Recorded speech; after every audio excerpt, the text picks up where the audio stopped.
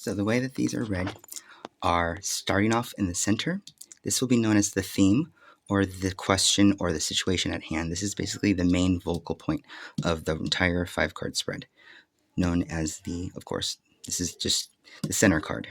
And then you want to read the other two on the far end, which is going to be card 1, card 5. This is called mirroring. And when you mirror things, you're doing it from both ends of the spectrum. So we'll pull these 2 cards. Well, no, not everyone does it like this, but I do. So that way I know what I'm reading. So these 2 will be read together as pairs. And then these 2 will be read together as pairs, with the overall central theme being the clouds. So the way that this is read, it can be read in 3 different, maybe 4 different ways, but the ones I'm going to explain to you really quick, that way you guys can have a general idea of how it goes. So we'll start off with wanting to read from the pairings. So we'll start with these 2, the lilies and the cross. The lilies represent success. These cross represents burden. Putting them all together again. So we have the lilies, the cross. This will represent having a virtuous burden, or having virtue or innocence is becoming a burden. Then we have up here the heart and the tree, which can represent having heart problems.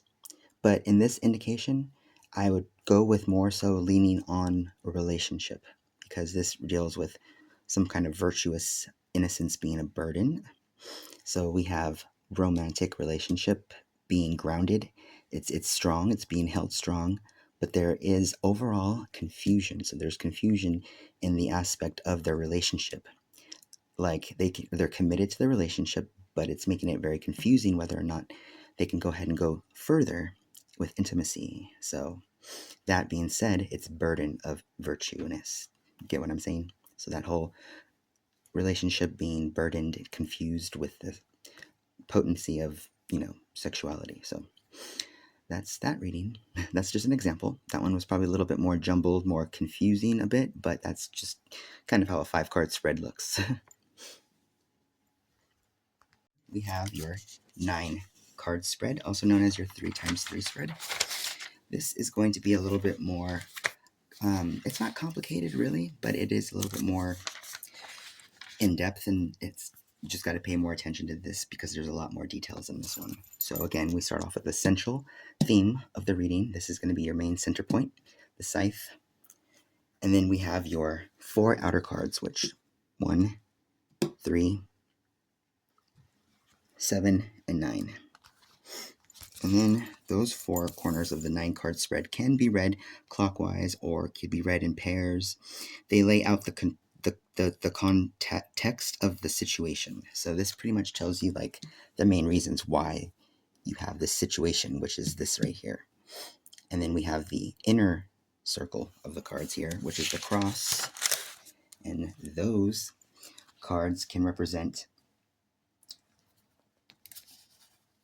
pretty much the here and the now. This is the present. And this right here can be your current mindset.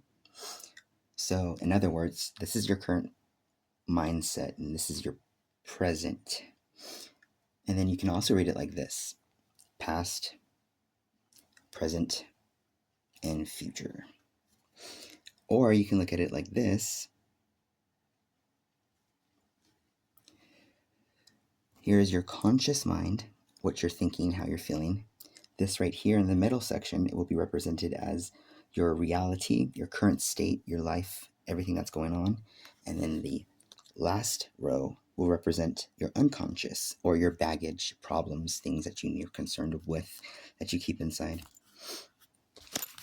But yeah, that's that spread, the 3x3, also known as the 9-card spread.